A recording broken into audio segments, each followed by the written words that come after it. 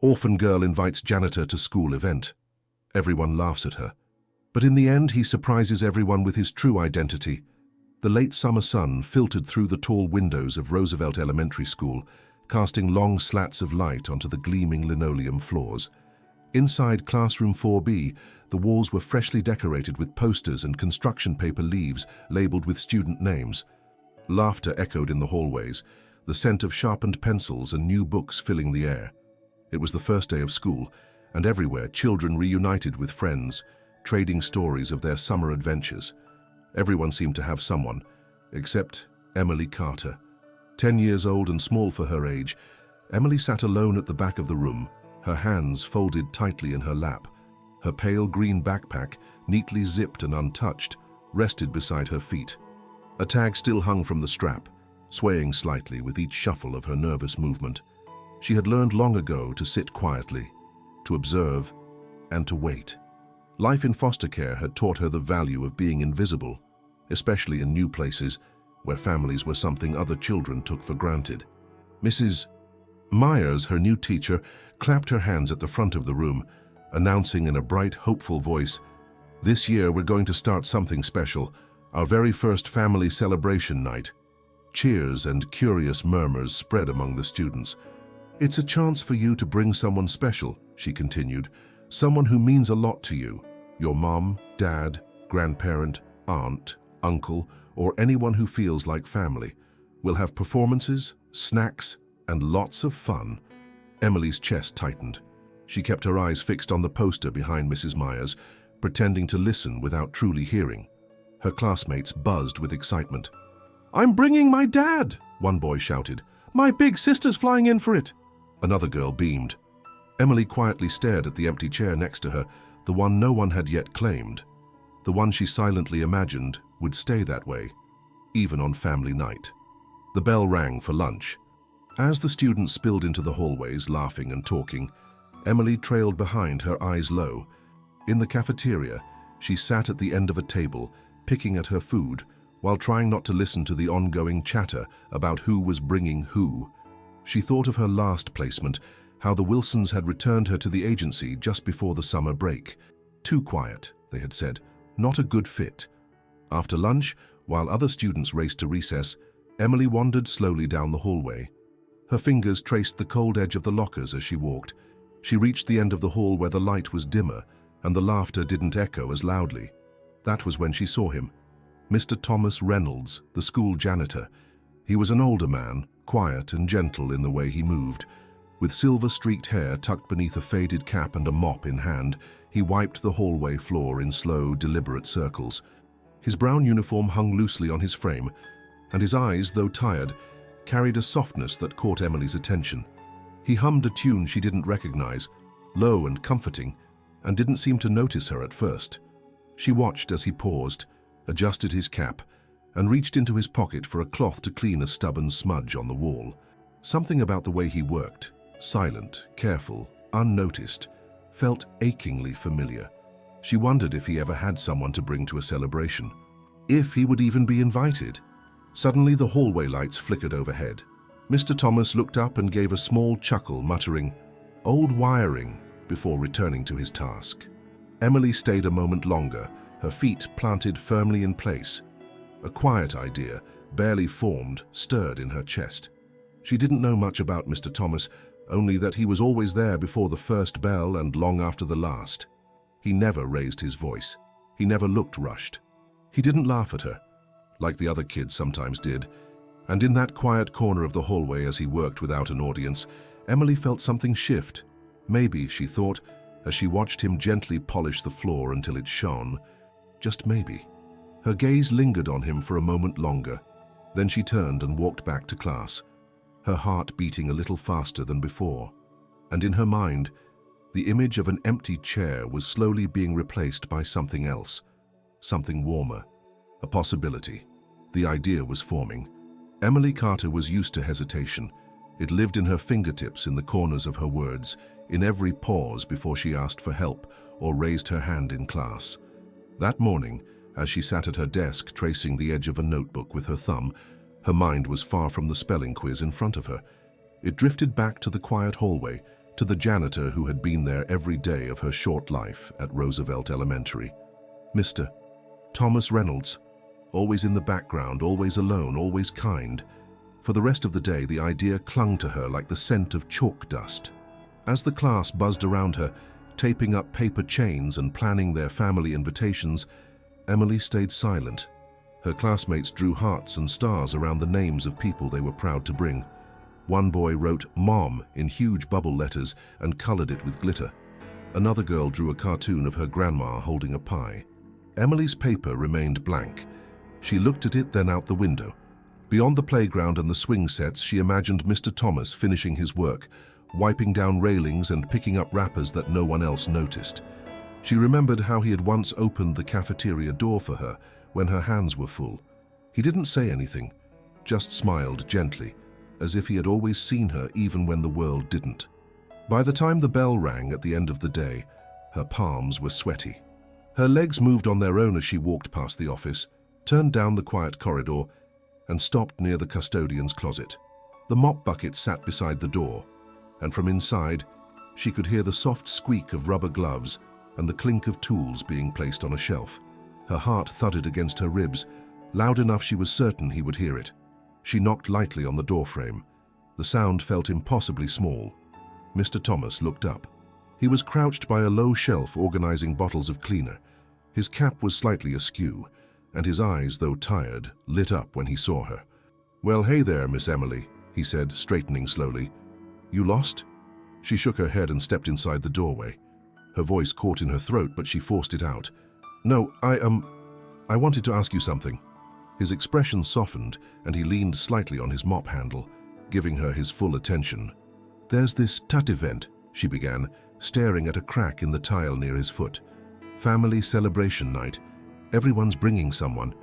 You don't have to be like actual family, just someone who means something." She paused, feeling the heat rise in her cheeks. "I don't really have anyone like that, but I thought maybe..." Her words trailed off, and for a second she almost turned and ran. But Mr. Thomas didn't speak. He didn't rush her. He just waited, his hands resting calmly on the mop. "I thought maybe you could come, with me if you want." For a moment the room was silent except for the faint hum of the overhead lights. Then Mr. Thomas blinked, slowly, as if the idea hadn't even occurred to him. He opened his mouth, then closed it again. His gaze dropped to the floor, then back to Emily. "You want me to come?" he asked quietly. She nodded, eyes still locked on the floor. He took a deep breath, and something unspoken passed between them. Not pity, not obligation, but understanding. And slowly he smiled, a real smile, one that reached the lines around his eyes and stayed there. "I'd be honored, Emily." Her breath hitched, and before she could stop herself, she smiled too. It was small, and it hurt a little, like her face had forgotten how to do it, but it was real. "I'll tell my teacher," she said, "so she can write your name down." "I'll have to find something nice to wear," he said, chuckling softly. Emily looked up then, and for the first time in days her shoulders relaxed. The heaviness in her chest eased just a little. As she turned to leave, she heard footsteps behind her. A trio of students rounded the corner, their voices loud and careless. One of them, the boy with the glittery mom card, stopped when he saw her standing in the janitor's doorway. "What are you doing?" he snorted. Emily's face flushed. She tried to step aside, but it was too late. "She's asking the janitor to family night," one of the other kids blurted, her voice rising with disbelief. Laughter burst out from the group, harsh, pointed, echoing off the walls. The sound wrapped around Emily like a wet blanket. She froze. "Seriously? That's just sad," said the third child, shaking his head. "Can't you just stay home if you've got no one?" Emily didn't respond. She stared past them, toward the brighter hallway where classrooms hummed with life and teachers erased whiteboards. The laughter faded as the kids walked off, still giggling. Emily didn't move. Behind her, Mr. Thomas stepped out of the doorway. His hand rested gently on her shoulder, not pulling, not pushing, just there. "Don't you mind them," he said quietly. She nodded, not trusting herself to speak. "People laugh at what they don't understand," he added, his voice low but sure. "But that doesn't mean they're right." Emily turned back to him, He wasn't smiling now, but his eyes were calm, steady. "Still want me to come?" he asked. "Yes," she said, with more strength than before. "Then I'll be there." She walked back to class with her head slightly higher, though the knot in her stomach remained. The laughter still echoed in her ears, but so did his words. People laugh at what they don't understand. And maybe, just maybe, they were about to understand something new. By the next morning, the whispers had already begun. Roosevelt Elementary was not a large school, and rumors, especially those that involved surprise, ridicule, or the whiff of scandal, traveled through its narrow halls like wildfire. It started with a snort of disbelief at the cafeteria breakfast line, spread through the second-floor lockers by mid-morning, and had reached the teacher's lounge by lunch. Emily Carter had invited the janitor to family celebration night. She actually asked him, a boy said at recess, barely able to contain his laughter. "Yeah, Mr. Reynolds, the janitor," someone confirmed. "Swear on my life, I heard her." "Why not just bring a broom too?" someone else added, and the children around him howled. By the monkey bars, a group of girls passed around the news like it was juicy gossip, their giggles sharp and mean. "She's bringing the janitor. I mean, doesn't she have anyone?" one said. "Of course not," another replied. "She's a foster kid. Probably doesn't even know her real parents." The cruelty wasn't loud or violent. It was quiet and insidious, whispers behind cupped hands, glances shared in hallways, a snicker when Emily passed by. They never said it directly to her, not yet, but she felt it growing like a storm cloud at her back. Emily noticed the change right away. The space around her desk, once neutral, became noticeably empty. When she raised her hand to answer a question, the teacher called on someone else. At lunch, no one sat beside her. When she approached a group, they suddenly remembered a game they had to finish somewhere else. In the corner of the lunchroom, she sat alone, pretending not to care. She tore her sandwich into tiny pieces and lined them up on her tray. Every laugh that echoed in her direction, every glance that quickly turned away when she looked up, it all felt like a weight pressing down on her chest. She didn't cry.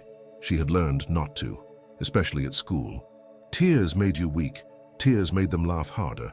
So she bit her lip, kept her head down and chewed in silence. But the worst came at the end of the day when the dismissal bell rang. As students gathered backpacks and scribbled homework assignments, Emily heard it clearly. One of the boys from the hallway speaking just loud enough for others to hear. "Bet she's gonna ask Mr. Reynolds to tuck her in too." A wave of laughter followed. Emily stood motionless, her arms at her sides. Her backpack felt heavier than ever as she slung it over her shoulder and shuffled out into the hallway, her face expressionless. Outside, in the pickup line where parents waited in cars and waved at their children, the whispers extended beyond the students. A mother leaned toward another and murmured, "Did you hear about the little girl in 4th grade bringing the janitor as her guest?" "You're kidding," the other woman said, eyebrows raised. "Nope. My daughter said she asked him right in front of everyone." "Poor thing." A low chuckle followed. "Well, that's Roosevelt for you. They'll let anyone show up these days." Inside the building, Emily walked slowly down the corridor, past the bulletin boards filled with cut-out handprints and laminated class rules. The late afternoon light cast long shadows across the floor. She reached the water fountain and paused, pretending to take a drink just to delay the walk outside. Further down the hall, someone was watching. Ms. Harper, one of the 5th grade teachers, stood near her doorway. She had noticed the shift in the school's energy. Her classroom window faced the courtyard, where she had seen students gathered in clumps, whispering and pointing. She had seen Emily too, seen the way her shoulders hunched more with each passing day, the way her feet dragged just a little heavier. Ms. Harper was not the kind of teacher to jump to conclusions, but she had taught long enough to recognize exclusion when she saw it. She watched now as Emily lingered by the fountain, her small frame still and isolated. Ms. Harper stepped back into her room, but kept the door open, her mind already turning. Something wasn't right. She had always admired Thomas Reynolds, the quiet janitor with the steady hands and kind eyes. She knew bits of his story, enough to understand that his job title didn't begin to explain who he was. Seeing him walk through the halls every morning, nodding politely to teachers and students alike, she often wondered what life had looked like before he became just the janitor. Now, watching Emily shrink under the weight of whispers and giggles, Miss Harper felt her stomach twist. Children could be cruel without realizing it, especially when left unchecked. And adults weren't always much better. Back near the front of the school, Emily pushed open the doors and stepped into the thick August heat. Her foster parents' car hadn't arrived yet. She sat on the edge of the concrete steps, her hands clasped tightly in her lap, her thoughts spinning in circles. Should she take it back? Tell Mr. Thomas never mind? Say it was a joke? She imagined the look on his face if she did. The way his eyes had lit up when he said he'd be honored. The way his hand had rested on her shoulder when the others laughed. It wasn't a big thing, he didn't say much. But in that moment, it had felt like the only thing keeping her upright.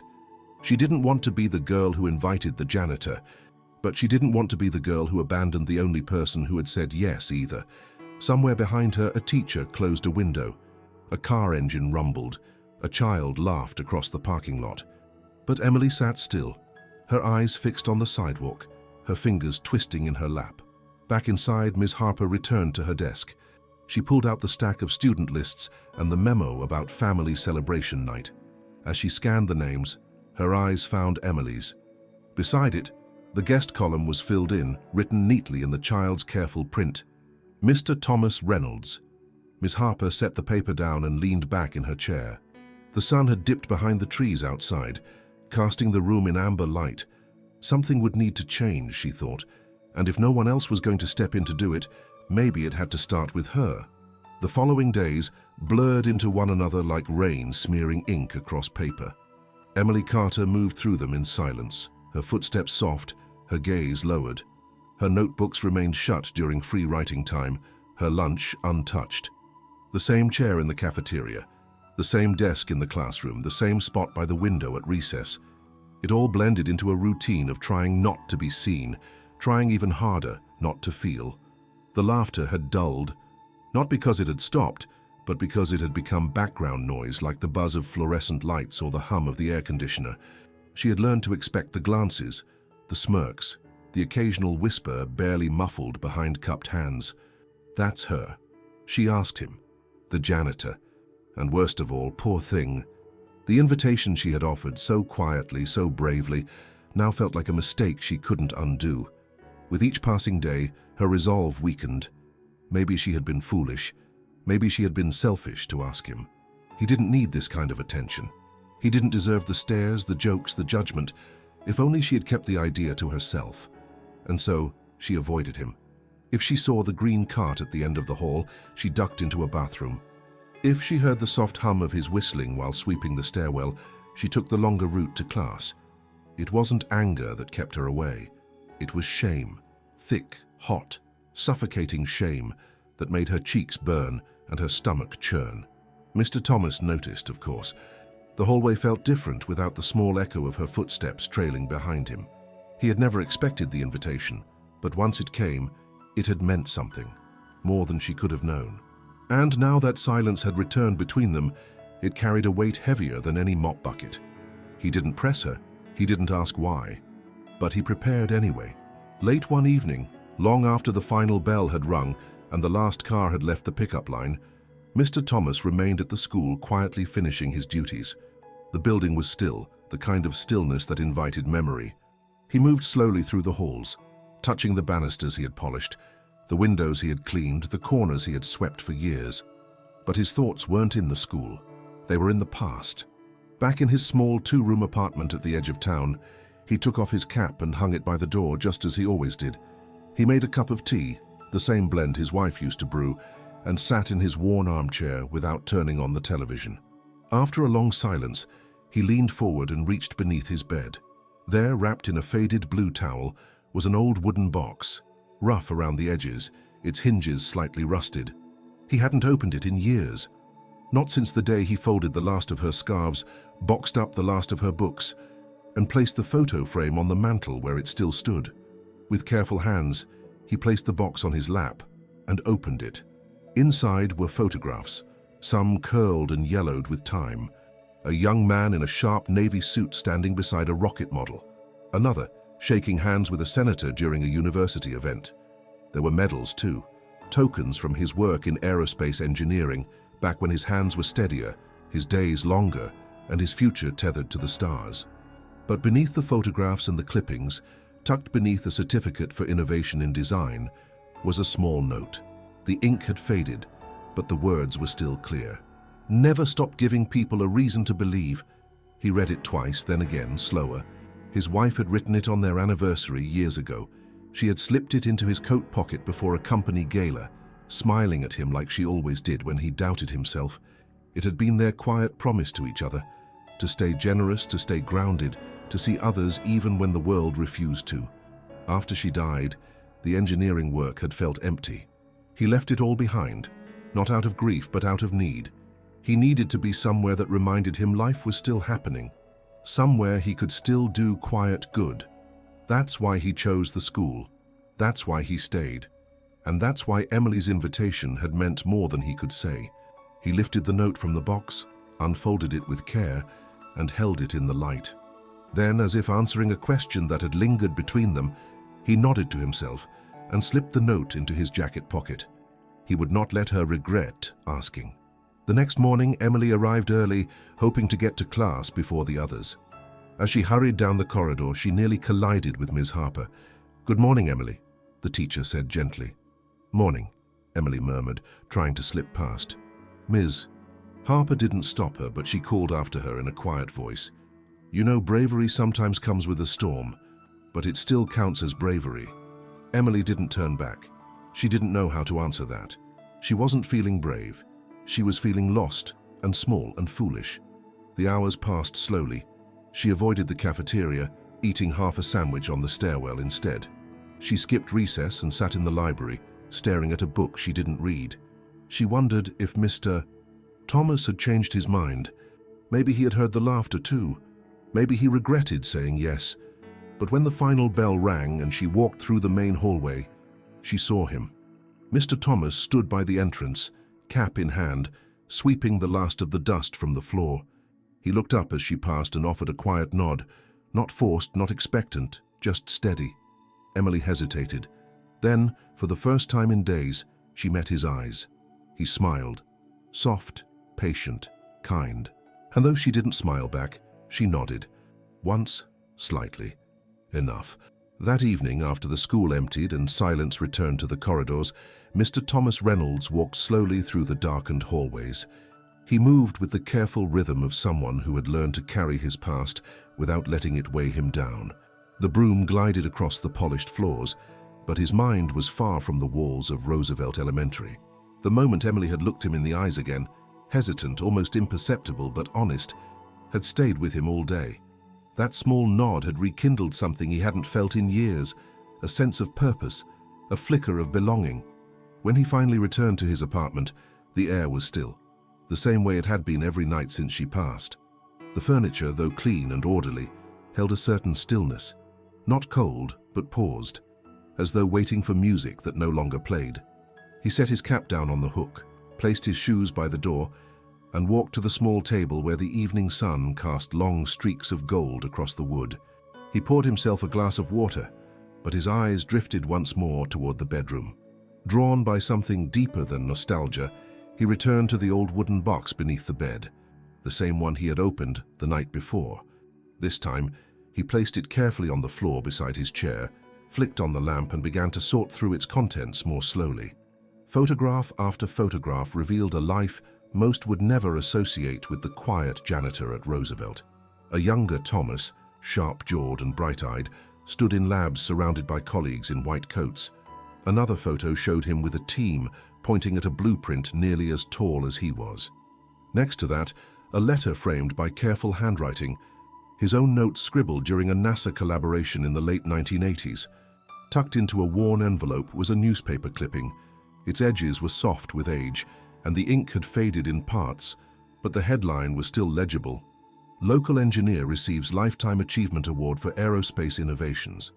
Below the title, the article detailed Thomas Reynolds' decades of work in engineering, how he'd helped design critical components for satellite stabilization, how he led a team through a series of test launches, and how his peers had praised him for not only his brilliance, but also his integrity. One particular paragraph had been circled in red pen, likely by his wife, Mr. Reynolds credits his success not to intelligence, but to the belief that no idea is too small and no person is too ordinary to change the world. Beneath the clipping was a smaller note, written on a torn piece of stationery. The handwriting was curved and familiar, the ink slightly smudged from years of handling. His wife's note.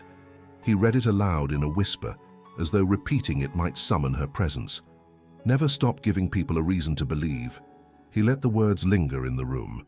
Then slowly, he folded the note and slipped it into the breast pocket of his jacket, where he intended to keep it for family night. As he continued sifting through the box, he found another item, an old Polaroid of him and his wife standing outside a community center. A group of children surrounded them, all holding small model rockets in their hands. It had been a weekend science program he volunteered for back then, teaching underprivileged kids about physics, using toys and laughter. His wife had organized the whole thing. She believed in kindness, in presence, in showing up for people even when the world didn't notice. He hadn't thought of that program in years, yet now it came flooding back, how her face lit up when the shyest child asked a question, how she would crouch beside them, meet them eye to eye, and treat their curiosity like treasure. That's what Emily had done, he realized, treated him like he mattered, not for his title, not for his past, but for who he was, quietly existing in the periphery of her world. He sat back in his chair and looked around the room, the photograph on the mantel, the neatly arranged bookshelf, the empty teacup beside him. Then he glanced down at his worn brown shoes, scuffed at the toes, frayed at the laces, not what one would call proper for a school celebration. He reached for a cloth and began to polish them with slow, focused care, a ritual he hadn't performed since his retirement dinner more than a decade ago. The next morning, Emily arrived at school with a strange sense of stillness in her chest. Not calm, but not fear either, just quiet. She avoided eye contact in the hallway, avoided the glances she had grown used to, and sat through class in her usual place, second row from the back, third seat in. She noticed, however, a subtle change. During group reading time, when the teacher asked for volunteers, a boy who had laughed at her earlier offered to share his book with her. She hesitated, unsure if it was a trick, but he simply slid his chair slightly to the side without saying anything more. At lunch, while she sat at her usual spot near the wall, a teacher's aide handed her a folded napkin with a tiny doodle drawn in crayon.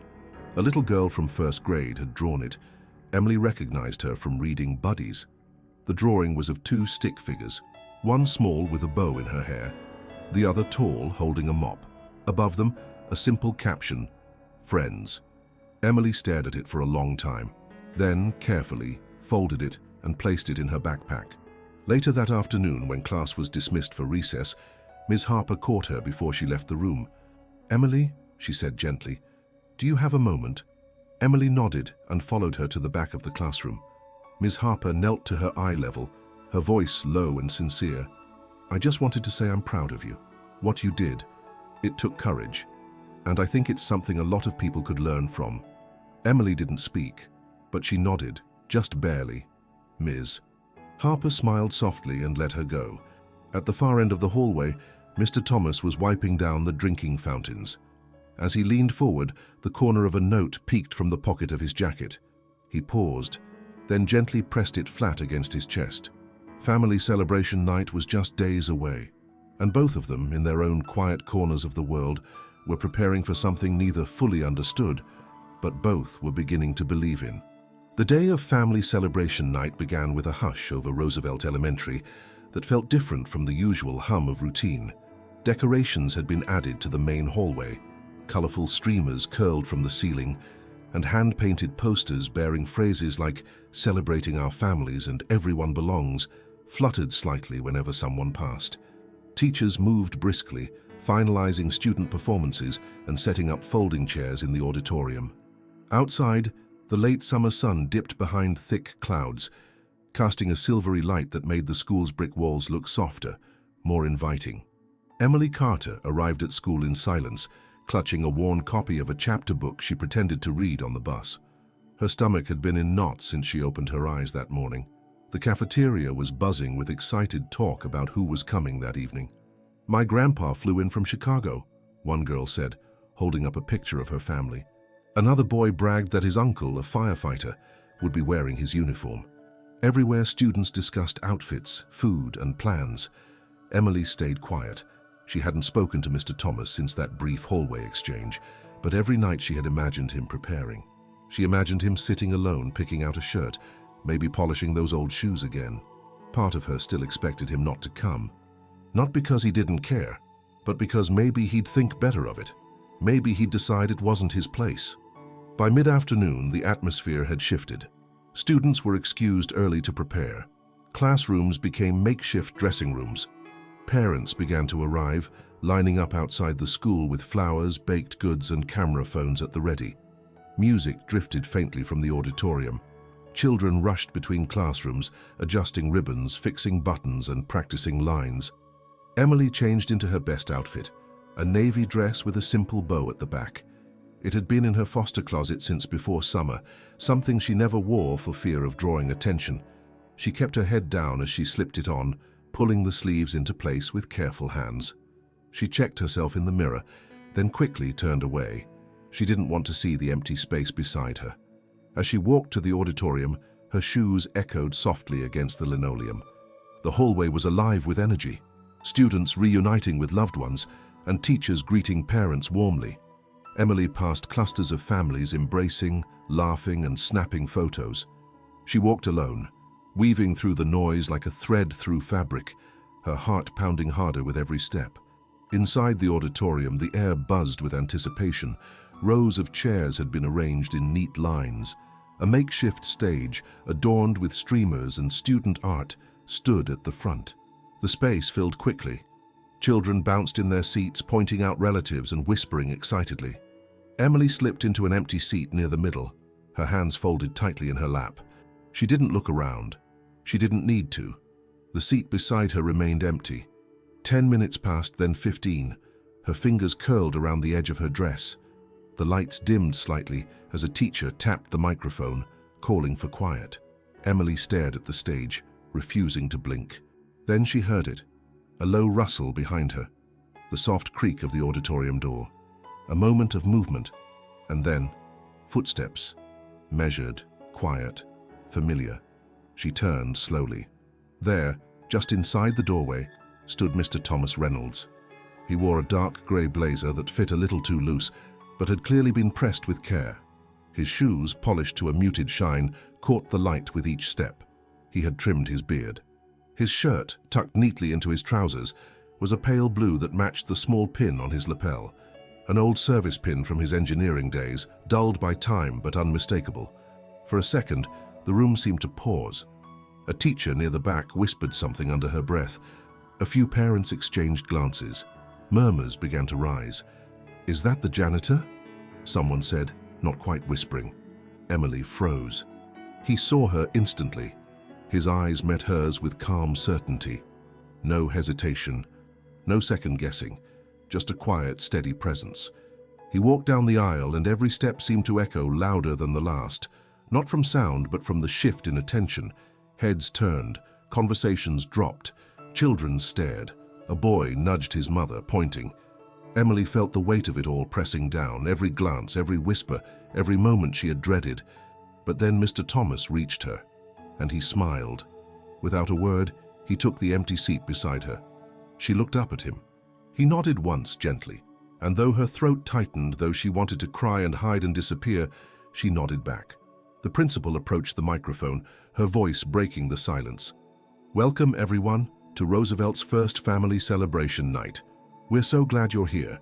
As she continued reading the schedule of performances and acknowledgements, the room gradually returned to its rhythm, but the undercurrent remained. Whispers persisted. Some children looked back repeatedly, eyes wide with confusion or curiosity. A few parents raised eyebrows, though none said anything aloud. Emily sat still, hands folded, her eyes locked on the stage. Mr. Thomas leaned slightly toward her and said, so softly only she could hear, "You look very nice." She blinked hard. "So do you." On stage, the second grade class began a poem recital. Polite applause followed. A musical number from third grade came next. Then a group of fifth graders performed a short play. Laughter rang out as a boy tripped over a line, and a kind-hearted teacher clapped louder than anyone. Through it all, Emily and Mr. Thomas watched side by side. She noticed how he clapped quietly, how he laughed softly at the right moments, how he nodded with approval at each child who walked across the stage, and with each performance, the tension around them began to shift. Subtle, almost imperceptible, but real. Then came the fourth grade skit, her class's presentation. Emily stood up and walked toward the side of the stage, where the others waited in a line. She could feel the eyes on her, not just because she was part of the show, but because of who she had arrived with. One of the boys leaned over as she passed and whispered, "Still bringing the janitor, huh?" She didn't respond. She stood in her place. When it was her turn, she delivered her lines with steady confidence, not loud, but sure. When the play ended and the audience clapped, she smiled, not because she had performed perfectly, but because she had done it despite everything. As she returned to her seat, Mr. Thomas stood, just for a moment, and clapped louder than before. He didn't say anything, he didn't have to, and in that small act something in the room shifted again. Eyes softened, faces changed. Even the boy who had whispered earlier stared in silence. For the first time since the idea formed in her mind, Emily believed she had done the right thing. The skit had ended, and the applause was beginning to fade into the soft hum of conversation.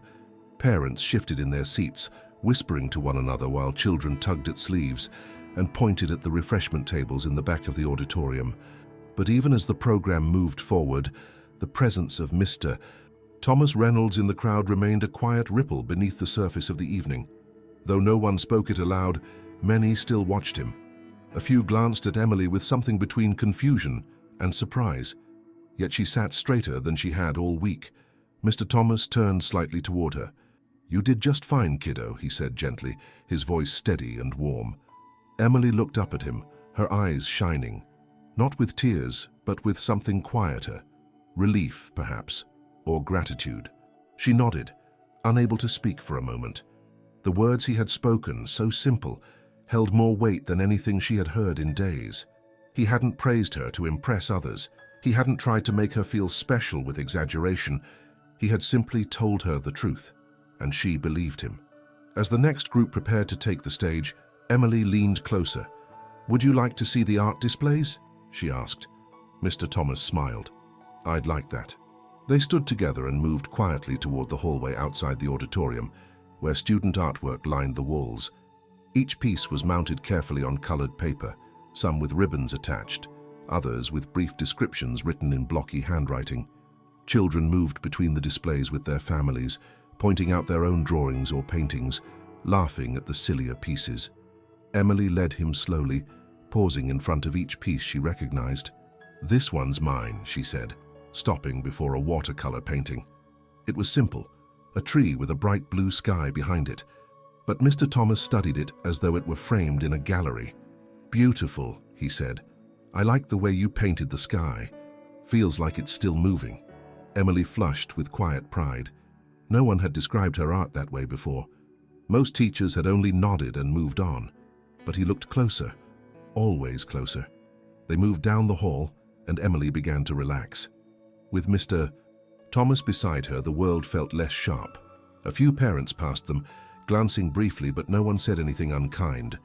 A teacher smiled at them and nodded.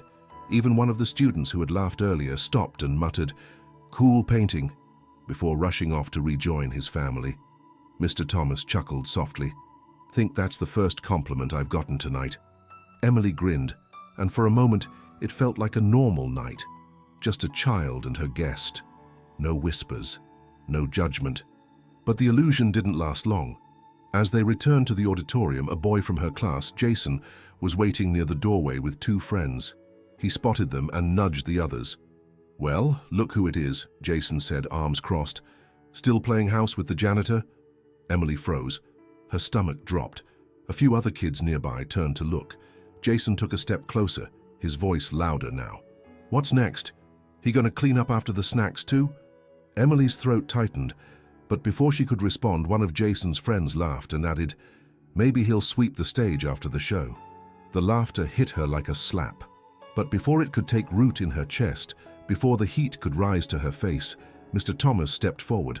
Not fast, not loud, but with quiet dignity. He looked at Jason calmly. "Young man," he said, I've cleaned a lot of messes in my life, and I've met all kinds of people while doing it. Some are loud, some are quiet, some notice others, some don't. Jason blinked, caught off guard. Mr. Thomas didn't raise his voice. He didn't frown. He simply continued. But what I've learned more than anything is that kindness doesn't cost a thing, and being kind makes you stronger, not weaker. The silence around them deepened. Even the kids nearby had stopped moving. Emily invited me tonight, he added, turning back to her. And that makes me proud.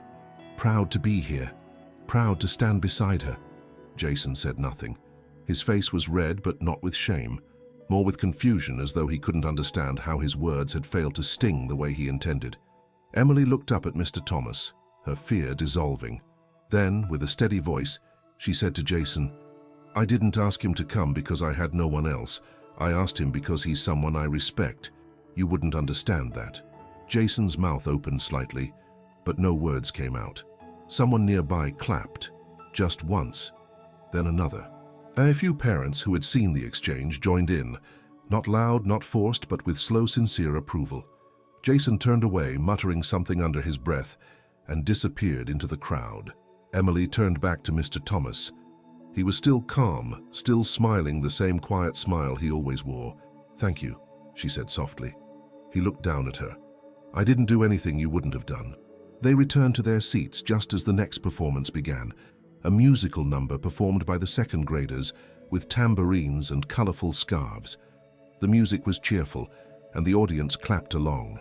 The mood had shifted again. The tension from earlier had thinned. Where there had been judgment, now there was curiosity.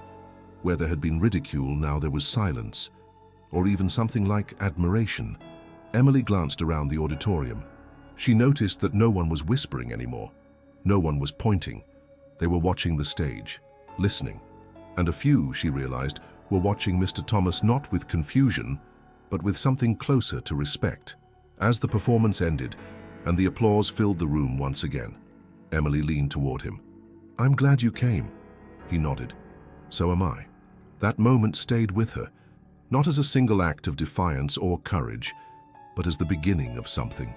The beginning of being seen, of being valued, not for who her family was or what she had or what she lacked, but for who she chose and who chose her in return. And in that auditorium, filled with lights, laughter, and families of every shape, size, and story, Emily Carter and Mr. Thomas Reynolds sat side by side, no longer invisible. The room gradually settled back into its rhythm after the musical number. Children shuffled in their seats, some already tugging at the sleeves of parents who promised snacks and cupcakes afterward. Teachers moved along the aisles, offering gentle reminders to stay seated, and a few parents began discreetly checking their watches. The night had been long, but spirits remained high and the event was unfolding better than most had hoped. Still, a quiet anticipation hung in the air as the evening approached its final segment, the community appreciation portion of the program. Emily sat beside Mr. Thomas, her hands still folded in her lap. She could feel the warmth of the crowd, the mingling conversations, the rising energy around her. But her focus remained on the small stage at the front of the auditorium, now adorned with a fresh bouquet of flowers and a small podium. The principal stepped up once more, her voice amplified through the microphone, calm and warm as she addressed the audience. Tonight has been a beautiful reflection of what our school stands for, she began. And before we close, we want to take a few moments to recognize the people in our community who make all of this possible. Not just our staff and teachers, but the everyday heroes who make Roosevelt feel like home. She paused as polite applause filled the room. We've invited several special guests to speak this evening, she continued, scanning a clipboard in her hands. Unfortunately, one of them, Mr. Davis from the local library, had to cancel at the last minute due to an emergency. A subtle wave of murmurs passed through the crowd. The principal glanced toward the side of the stage, where a few staff members exchanged uncertain looks. In the back corner, Miss Harper leaned in and whispered something into the principal's ear. The principal's eyes widened slightly, then narrowed in thoughtful consideration. She stepped back to the microphone. But sometimes, she said, the right voice comes to us when we least expect it. And tonight, we're lucky to have someone among us who has quietly served this school with grace, humility, and strength for many years. Someone whose story deserves to be heard. She looked directly at Mr. Thomas, whose brow furrowed with confusion. Around him, a few students turned in their seats. Emily sat motionless, her breath caught in her throat. The principal smiled. "Mr. Reynolds, would you care to say a few words?" The auditorium fell silent. Mr. Thomas didn't move at first. He looked around, uncertain whether he had heard correctly. Emily turned to him, eyes wide, heart pounding. Her instinct was to protect him, to shield him from what felt like sudden exposure. But he didn't look frightened, only surprised. Slowly, he stood. He adjusted his blazer, his hands steady despite the quiet hush that had fallen over the room. He gave Emily a small nod before making his way toward the stage, his footsteps deliberate and unhurried. As he approached the podium, the lights cast a gentle glow on his face, highlighting the creases earned over a lifetime of work, of loss, of quiet resilience. The crowd remained silent, unsure of what to expect. A janitor, a man with no formal introduction, a presence so familiar, yet so easy to overlook. He stood at the microphone for a moment, adjusting it slightly. "I wasn't expecting this," he began, his voice calm and even. "And I'm not much for speeches, but I suppose I can share a few things." A murmur of quiet interest passed through the room. "My name is Thomas Reynolds. Most of you know me as the janitor here at Roosevelt. I've been at this school for a good number of years now, and I've seen a lot of faces come and go. I've watched kids grow up, teachers retire, buildings change, but some things stay the same: the sound of sneakers in the hallway, the smell of books in the library, the nervous energy before a test." He paused and glanced across the crowd. The room remained still, hanging on every word. "I wasn't always a janitor. I spent a long part of my life working in aerospace engineering. I helped build things meant to leave the Earth. Satellites, navigation systems. It was work I was proud of. It challenged me, it paid well, and it gave me purpose." A ripple of surprise moved through the crowd. "But when my wife became ill," he continued, "I left that job. Not because I had to, but because I wanted to be with her. I spent the next few years caring for her, and after she passed I found myself looking for something different. Not bigger, just different." His gaze softened as it met Emily's. "I chose this job because I wanted to be around life, around learning, around children who reminded me of her, because she was a teacher and she believed in people. All people. She believed in small acts of kindness and quiet strength.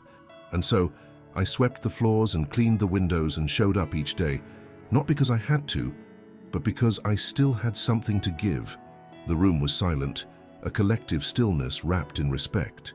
"And tonight," he said, "I was invited here by someone who reminded me what courage looks like. Someone braver than most adults I've known. She didn't choose me out of pity. She chose me out of respect. And that means more than I can ever say." He looked out at the audience again, his posture unwavering. "So, if there's anything I can offer, it's this. Your worth is not measured by your job title or your bank account or the clothes you wear. It's measured by your presence, your kindness, your willingness to see people." He stepped back from the microphone. A beat of silence passed. Then, slowly, the first clap. A teacher near the front. Then another. A parent. Then more. The sound built, not into a polite applause, but into something deeper, genuine, heartfelt recognition. By the time he walked off the stage, the audience was on its feet. Children clapped with wide eyes. Parents nodded with reverence. Even those who had whispered earlier stood without hesitation. Emily watched it unfold, her heart full. For the first time, it wasn't just about her. It was about what she had seen in someone others overlooked. It was about what he had carried quietly for years, and what he had finally shared with them all. And as Mr. Thomas returned to his seat, as applause continued to echo through the auditorium, she whispered to herself, not out of surprise, but from the certainty she had felt all along, "I knew they'd see him." As Mr. Thomas returned to his seat, the applause lingered like an echo, refusing to fade. It wasn't the kind of polite clapping that filled time at school events. It was the sound of something deeper: respect, awe, maybe even apology. Emily sat motionless beside him, stunned but proud.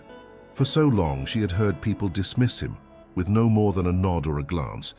Now they were looking at him as if seeing him for the first time. He sat slowly, folding his hands in his lap, calm as ever. His breathing was steady, but Emily noticed the slightest tremble in his fingers. Not from nerves, she knew that. From the weight of memory, of truth spoken aloud that had been carried in silence for too long. The room began to settle again, but the energy had shifted entirely. There was something electric in the stillness, something reverent. The principal returned to the stage, her voice thick with emotion. "Mr. Reynolds, thank you for those words. I think many of us will carry them with us for a long time." Then she stepped aside. The audience was still murmuring softly as parents leaned toward their children and teachers looked around, eyes wide.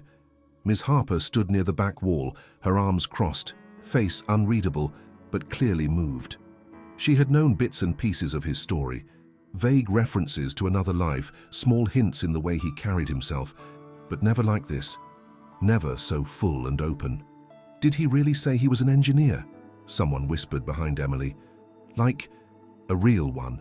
"I think he worked with satellites," another parent answered. "I had no idea." "Imagine leaving all that for this," a man added. "That's not something most people do." Emily sat quietly, taking it all in. Mr. Thomas didn't react. He didn't bask in the attention or shift uncomfortably. He simply watched the stage, hands still folded, the small note from his wife still tucked into his pocket. For years he had been cleaning up behind the scenes, unnoticed and unacknowledged. And now, with one unexpected invitation and a few words spoken into a microphone, everything had changed. He leaned toward Emily. "You all right?" he asked softly. She nodded, not trusting herself to speak. Her heart was still racing from the speech, and 100 thoughts crowded her mind. She wanted to ask him more about the rockets, about his wife, about the choice to stay, but the words wouldn't come.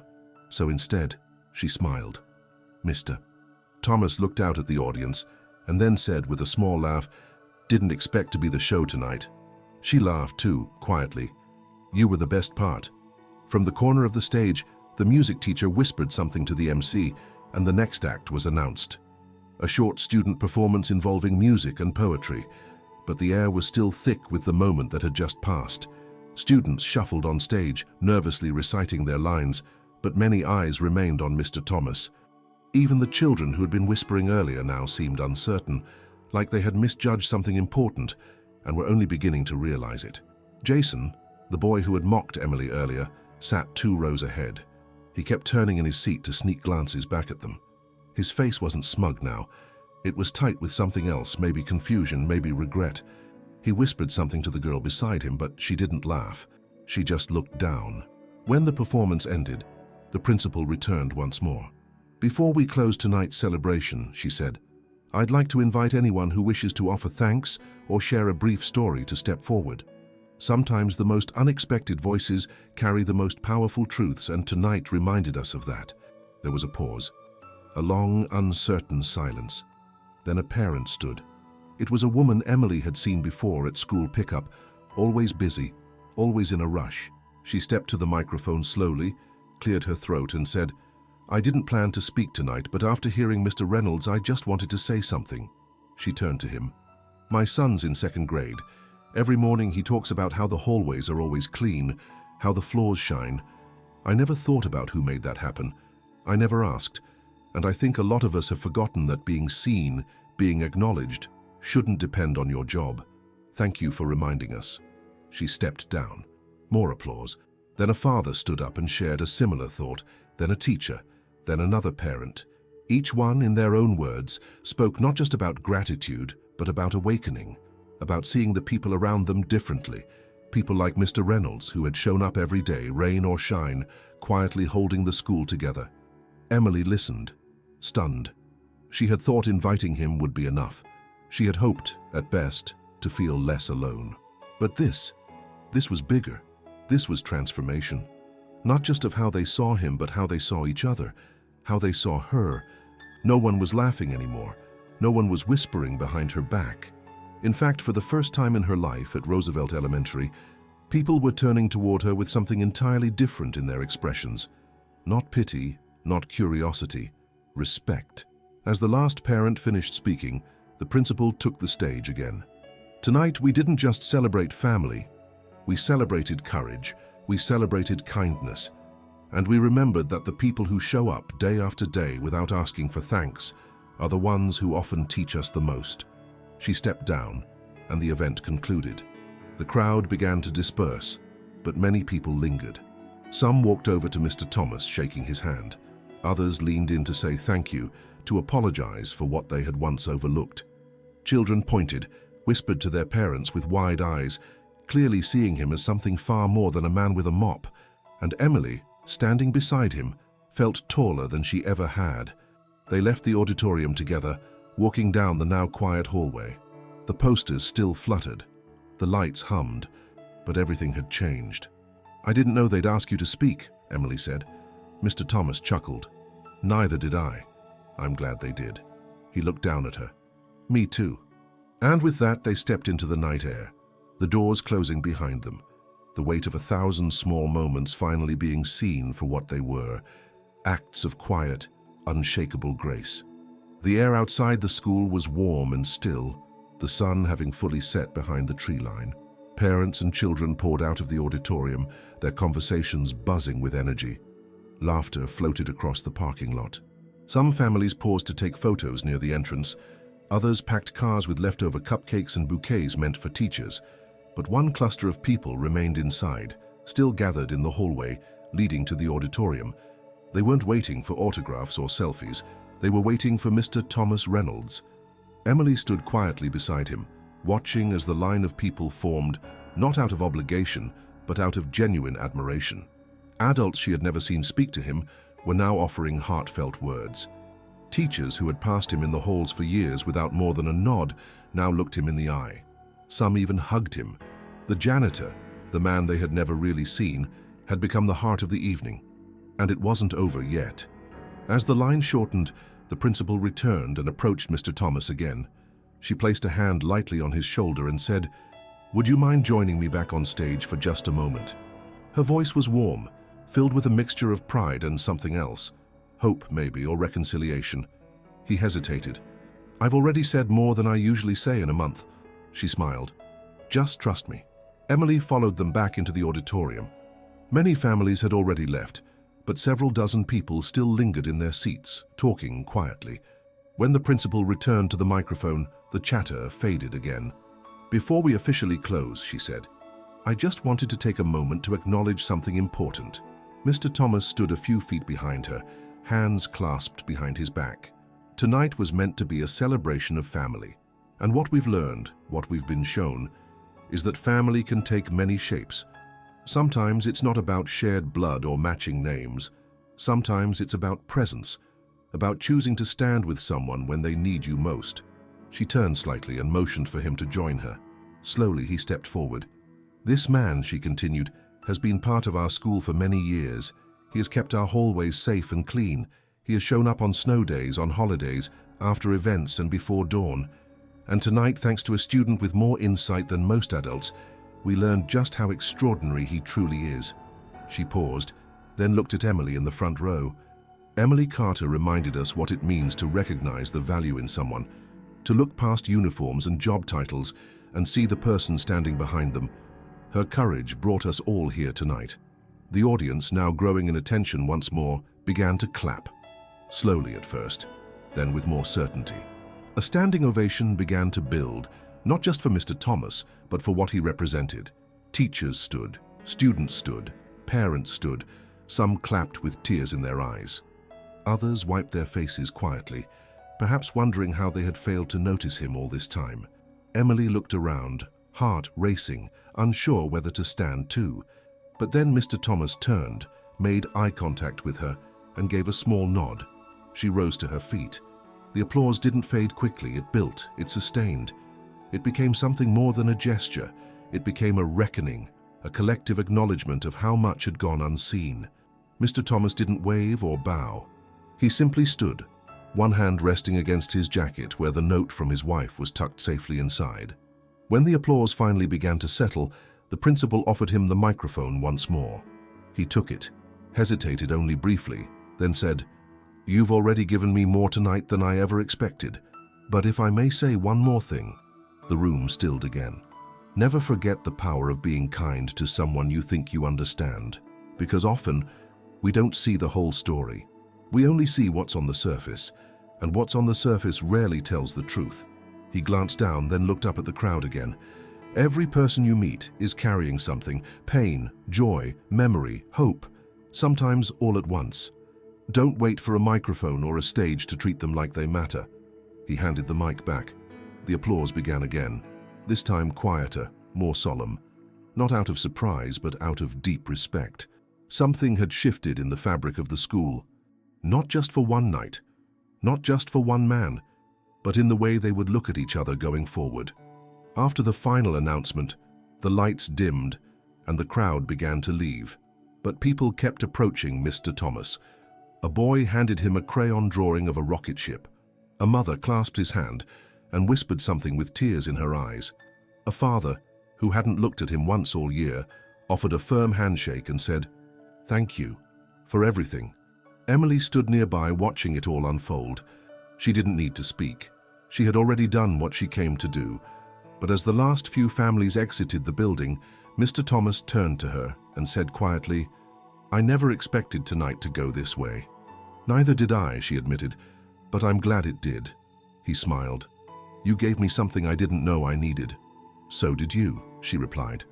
They walked together down the now empty hallway, past the still glimmering art projects, past the lockers that would be filled again by morning. The night had ended, but its weight, its meaning, remained heavy in the air. When they reached the main doors, Mr. Thomas held one open for her. She stepped outside, feeling the warm evening breeze brush against her skin. Behind them, the auditorium lights dimmed fully. The building, after hosting one of its most memorable nights, stood quiet once more. But the silence wasn't the same as it had been before.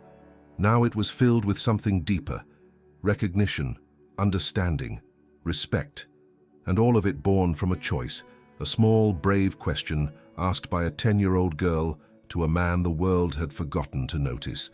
The following Monday brought with it a kind of quiet that didn't feel quite like normal. The usual clatter of lockers, the footsteps hurrying down the hallways, and the sleepy voices of students returning after a weekend were all still there. But something had shifted. It was as though everyone at Roosevelt Elementary had seen a piece of themselves reflected on stage that Friday night, and now they weren't entirely sure how to return to who they were before. Emily Carter arrived at school early. Her foster guardian had offered to drive her that morning, something that rarely happened. The car ride had been quiet, but not in a cold or distant way, just soft. Her guardian had even handed her a granola bar on the way out, a small gesture that made Emily pause for a moment longer than she needed to before stepping out of the car. Inside, the hallways buzzed faintly with whispers again, but this time they didn't carry the same sting. As she walked to her classroom, she noticed something unusual. People moved aside, not in a way that excluded her, but in a way that acknowledged her. Heads turned when she passed, but not with laughter. Eyes met hers, and some smiled. A few kids even nodded.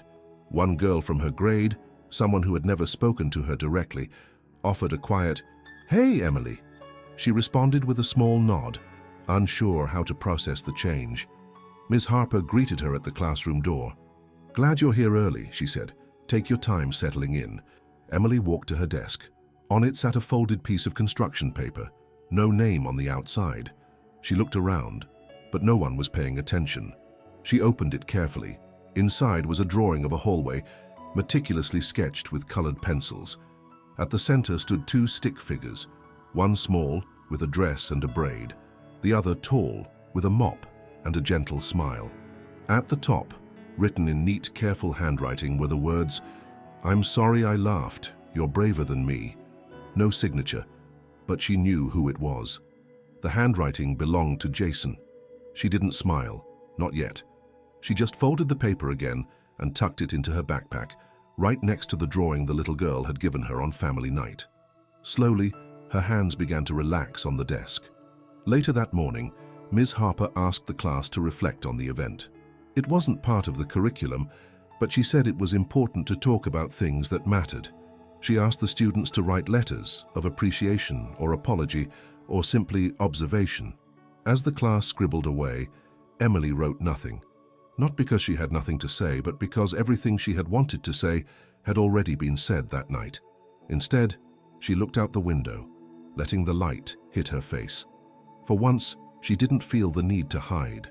By recess, more children approached her. A girl she had worked with once in art class offered her a juice box. A boy from another grade said his mom talked about Mr. Thomas all weekend. Even some of the teachers greeted her with something new in their tone, not just politeness, but recognition. During lunch, Emily sat at her usual table, but this time she wasn't alone. 2 classmates joined her, uninvited but welcome. They didn't try to fill the silence with nervous chatter. They just ate beside her, and that was enough. The biggest surprise came after the last bell.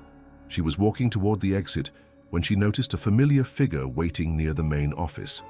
Mr. Thomas. He stood with his hands in his pockets, looking entirely at ease, as though he belonged not just in the background but right where he was. When he saw her, he smiled, and she quickened her pace. "I didn't know you'd be here," she said. He nodded. "Principal asked me to stop by before heading out. Thought I'd wait, see how your day went." She hesitated, then said, "Different. A lot of people talked to me today." "Good different?" he asked. She nodded. "Mostly." They walked together down the hallway, the sound of distant chatter from after-school clubs echoing faintly. Mr. Thomas reached into his jacket pocket and pulled out a folded piece of paper. "Got something for you." She took it with both hands and unfolded it slowly. It was a copy of a newspaper article, Monday's local edition. The headline read, "Janitor inspires Roosevelt Elementary with quiet legacy." Below it, a photo of him standing on stage, blurred slightly by the stage lights. In the article, the reporter had captured most of what he had said, but the ending quote stood out the most. "Sometimes the most powerful lesson is the one taught without a chalkboard." Emily stared at the article for a long time. Then she looked up at him. "They got it right." Mr. Thomas shrugged modestly. "They tried. Can I keep this?" "It's yours." She folded it carefully, more gently than any paper she had handled before, and placed it inside the front pocket of her backpack. She would tape it into her scrapbook that night, alongside the other drawings and notes she had collected. Not because she wanted to remember being noticed, but because she wanted to remember what it meant to notice others. As they stepped outside into the late afternoon sun, Emily turned to him and said, "I'm glad I asked you." He looked down at her, his eyes soft. "I'm glad you did too." They didn't say goodbye. They didn't need to. Their bond wasn't built on ceremony or performance. It had been built in the quiet places, in the nod of understanding, in the shared silence, in the choice to see and be seen. And now, finally, others saw too. The days following family celebration night took on a different rhythm at Roosevelt Elementary. What had once been routine began to carry new meaning, subtle but undeniable. The morning still started with the ringing bell, the murmur of sleepy students dragging backpacks through the hallways, and the soft instructions of teachers calling their classes to order. But now, something else lingered in the atmosphere, something that felt like attention, like presence. Mr. Thomas Reynolds continued his work as he always had. The mop still moved in quiet arcs across the tile, the trash cans still emptied with the same precision, the floors still shone under his care. Yet people noticed now. Students greeted him with sincere waves instead of absent-minded glances. Parents who visited the school often paused to say hello or thank him for his work. Teachers began asking for his help more respectfully, no longer with the detached tone of someone assigning a task to invisible hands, but with warmth, as one colleague to another. Emily watched all of this with a kind of private pride. She never said it aloud, but every time she saw someone acknowledge him, every time a child handed him a thank you card or a parent smiled at him in the hallway, she felt like a small piece of something had been mended. One afternoon, as she sat in the school library during free period, she found herself drawn to the newspaper article again. She had read it several times already, but now she carried a copy in her backpack almost everywhere. That day, she pulled it from her folder, carefully unfolded it, and pressed the edges flat against the table. The librarian passed by and paused. "Good article," she said, smiling. Emily nodded. "It's the best thing I've read all year." Later that week, Ms. Harper approached her with something unexpected. "Emily," she said gently, "I've noticed how you've been helping the younger kids during lunch, especially the ones who sit alone. Would you be interested in being a peer mentor for our first grade reading group? Emily blinked. Me? Yes, you. I think you'd be a great fit. You listen, you notice people, and that's more than most adults manage. She accepted the offer, uncertain at first, but quickly settling into the role. Each Thursday, she sat with a small group of first graders reading picture books and guiding them through unfamiliar words. Some of them reminded her of herself, quiet, cautious, always looking at the door as if waiting for someone who might not arrive. But when she looked into their eyes, she also saw something else, trust. The kind that came not from knowing everything, but from being present. Word of Mr. Thomas's story had continued to travel. A local journalist followed up with a longer piece, this time including quotes from students and staff. The headline was bold: "The Quiet Legacy of Roosevelt's Janitor, Engineer, Caregiver, Hero." The article painted a more complete picture of his life, from his aerospace days to his time caring for his wife and his eventual journey to the school. But what stood out most was a quote at the end. It was from Emily. She hadn't known they'd print it. The reporter had spoken to her briefly after school, asked why she chose him for family night. She had said, "Because he's the kind of person who shows up, even when no one's looking." The line closed the article, and it stuck. Soon after, a parent committee requested to recognize Mr. Thomas formally at the next school board meeting. Emily didn't attend the meeting, but she heard all about it from Ms. Harper the next morning. "He wore his same blazer," she said, grinning. "You know, the one from family night." And he spoke again, just for a few minutes, but the whole room stood when he finished. Emily smiled softly, picturing it. On Friday, the school held an assembly, not to announce a new program, not to introduce a visitor, but to honor someone already in their midst. Mr. Thomas stood at the front of the auditorium as the principal presented him with a plaque that read, "In recognition of dedication, dignity, and the quiet power of presence, Thomas Reynolds." Students clapped, teachers clapped, even the youngest children joined in without fully understanding why, but they understood enough. Emily sat in the front row and clapped with them, not as the girl who had invited him, but as someone who knew exactly what the plaque meant. After the assembly, Mr. Thomas found her in the hallway. "You keep doing this," he said with a smile. "Doing what?" "Reminding people who they are." She laughed. "I thought that was your job." They stood for a moment, surrounded by passing students and echoing footsteps. "You know," he said, "after my wife passed, I stopped speaking at events. I stopped joining anything that put me at the center. I thought those parts of my life were done. But now," he didn't finish the sentence, he didn't need to. Later that afternoon, Ms. Harper handed Emily a laminated copy of the latest article. "For your scrapbook," she said simply. Emily accepted it and tucked it carefully into her folder. Her scrapbook was becoming more than just a collection of drawings and photos. It was a story now, one she would keep adding to. That evening at home, she spread out the newspaper clippings and the cards she had received. She added her mentor badge from Ms. Harper, along with a photo someone had taken of her and Mr. Thomas standing beside the school garden during recess earlier that week. Neither of them were smiling widely, but the comfort in their expressions was clear. She wrote beneath it in her careful handwriting, "Some people come into your life quietly and change everything." She closed the scrapbook and placed it under her pillow, where she kept it close. Not because she was afraid it would be taken away, but because she knew its value. It wasn't just about the story of Mr. Thomas. It was about choosing to see someone, about standing beside them, about what happened when the world finally turned its head and looked. And somewhere deep down, she knew this was only the beginning. Spring arrived at Roosevelt Elementary quietly, in the way seasons often do when no one is watching. The trees that bordered the school's courtyard began to bloom again, shy buds emerging from bare branches. The air held the faint scent of grass and soil, and with it came a restlessness among the students. Windows were cracked open during class. Recess lasted a few extra minutes. And everyone, it seemed, had started counting the weeks until summer break. For Emily Carter, the final months of the school year didn't blur together the way they usually did. They unfolded with purpose, like the pages of a book she didn't want to close just yet. She had changed, not in a loud, dramatic way, but in a way that was felt, steady and unmistakable. The hallway felt different under her shoes. Her name, once said in whispers or not at all, was now greeted with friendly waves, with invitations to group projects, with questions about her drawings. She was no longer the girl who brought the janitor. She was the girl who saw him first. Mr. Thomas Reynolds remained at his post, mop in hand, keys jingling softly from his belt, nodding politely to teachers, greeting students by name. But he too had become something more.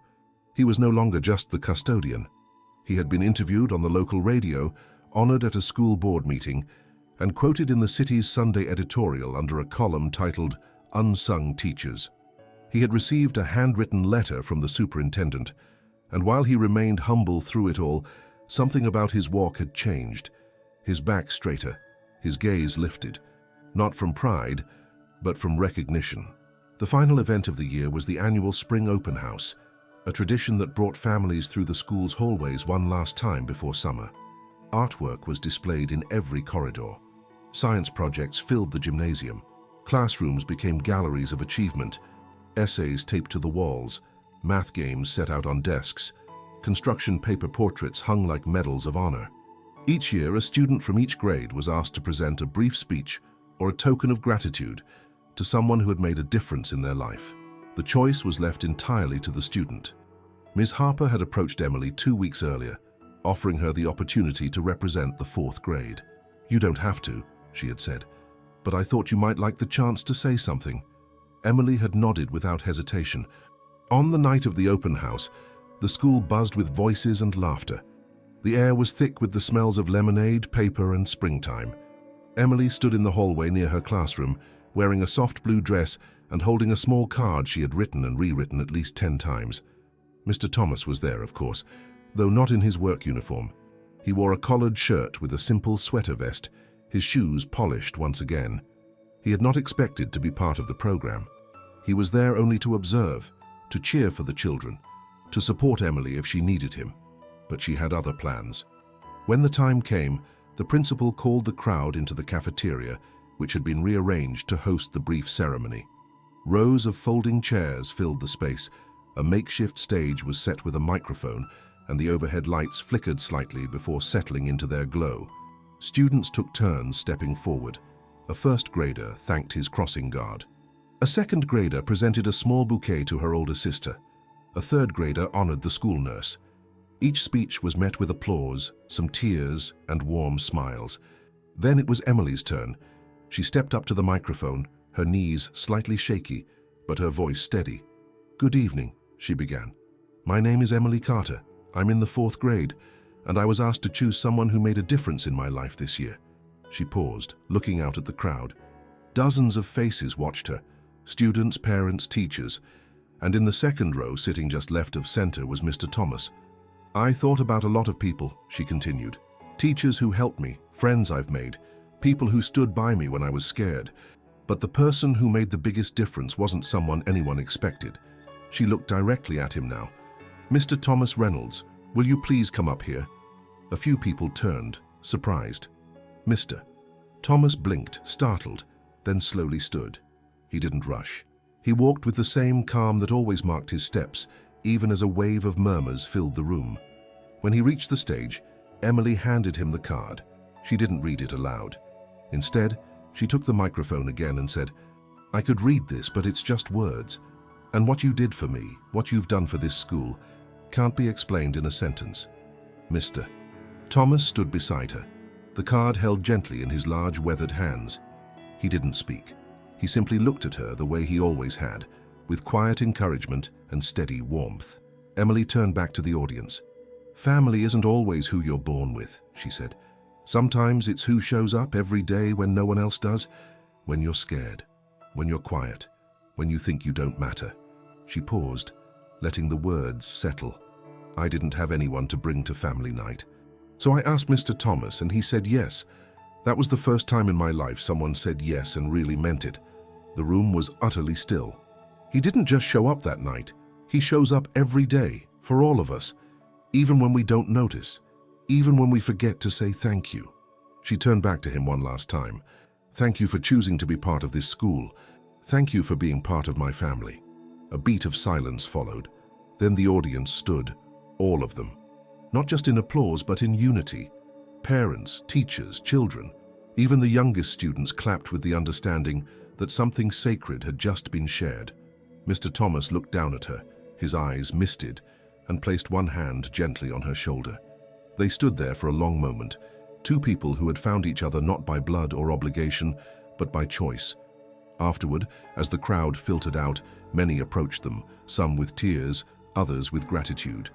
Emily held the card in one hand, her other hand tucked inside Mr. Thomas's, and together they walked through the halls of Roosevelt Elementary for one final evening before summer. She would return the following year, a little older, a little stronger. He would still be there, keys at his belt, mop in hand, but no longer invisible, and both of them would carry the bond they had formed, not as an exception, but as proof that sometimes the family we choose is the one that teaches us how to belong.